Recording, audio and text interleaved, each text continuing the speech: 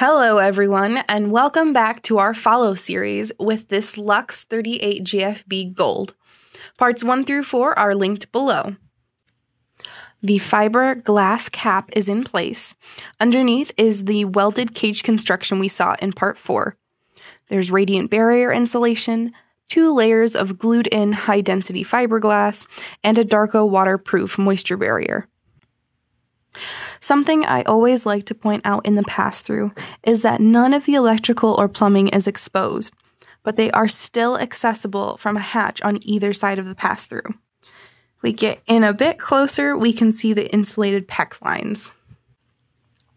The largest difference from the last installment is that our slide walls have been put in place.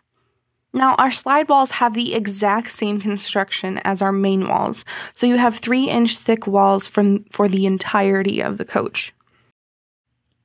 I'm going to put up the graphic on the composite wall. On the outside, we have the high gloss fiberglass, and then Asdel, which is a non-wood, non-wicking product. Then the big gray chunk in the middle is 2.5 inches of graphite-infused closed-cell foam insulation.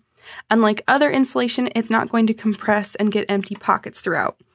If you ever get to take a factory tour in person, which I highly recommend, we will happily stand on a display piece of our wall. Now, the next time we see this Luxe 38 GFB, we will do an entire tour of the exterior and interior. So stay tuned until next time.